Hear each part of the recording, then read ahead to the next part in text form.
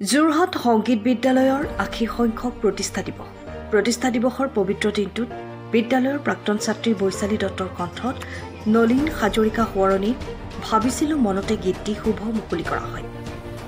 গীতটিৰ কথা ববী বৰাৰ, সুৰ প্ৰকাশ শৰ্মা, সংগীত ৰাজীৱ শইকীয়া, দৃশ্যগ্ৰহণ প্ৰাঞ্জল বৰাৰ। অনতৰ শিল্পী কেশৱ চন্দ্ৰ বৰাই আঁতৰা অনুষ্ঠানটোত আৰম্ভণিতে নলিন হাজৰিকাৰ প্ৰতিচ্ছবিত বন্তি প্ৰজ্বলন কৰে সমাজকৰ্মী তপন হাজৰিকাই। তাৰ পাছতেই গীতটি আনুষ্ঠানিকভাৱে উন্মোচন কৰে যোৰহাট সংগীত বিদ্যালয়ৰ অধ্যক্ষ বিশিষ্ট সমাজকৰ্মী কৰুণাকান্ত শৰ্মাই।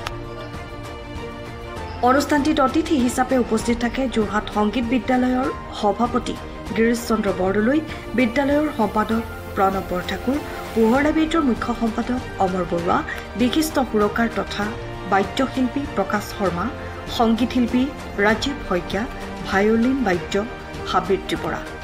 শুভ উন্মোচনী অনুষ্ঠানটিত যথেষ্ট সংখ্যক শিল্পী, সাংস্কৃতিক কৰ্মী উপস্থিত থাকে। সমগ্ৰ অসমবাসীৰ মাজলৈ মুকলি কৰি কণ্ঠদান কৰা বৈশালী দত্তই ৰাজ্যবাসীৰ আশীৰ্বাদ বিচৰাৰ লগতে সকলোৱে আদৰি ল'বলৈ আহ্বান জনায়। ব্যুৰো ৰিপৰ্ট, পোহৰা বেইট। নমস্কাৰ, মই খালী দত্ত। মই যোৰহাট সংগীত বিদ্যালয়তে সংগীতৰ শিক্ষা গ্ৰহণ কৰি আছোঁ।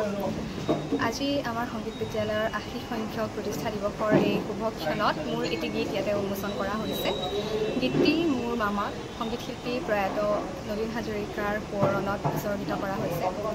কথা ডুমডুমা মহাবিদ্যালয়ৰ অসমীয়া বিভাগৰ অধ্যাপিকা ববী বৰা বাইদেউ, আৰু সুৰ কৰিছে আমাৰ সকলোৰে পৰিচিত প্ৰকাশ শৰ্মা ছাৰে। গীতটি বাণীবদ্ধ কৰাত সহায় কৰিছে ৰাজীৱ শইকীয়াদেৱে আৰু দৃশ্যগ্ৰহণত সহায় কৰিছে প্ৰাঞ্জল বৰাদেৱে। আজি এই অনুষ্ঠানটিত গীতটোৰ শুভ উন্মোচন ইতিমধ্যে কৰা হৈছে আৰু যিসকলে মোক ইয়াত উপস্থিত থাকি উৎসাহিত কৰিলে তেখেতসকলোকে মই পুনৰ এবাৰ ধন্যবাদ জ্ঞাপন কৰিছোঁ। গীতটি শুনিব আৰু আদৰি ল'ব কৈ দিয়া।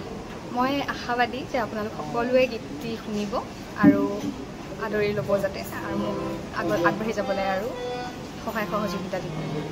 ধন্যবাদ।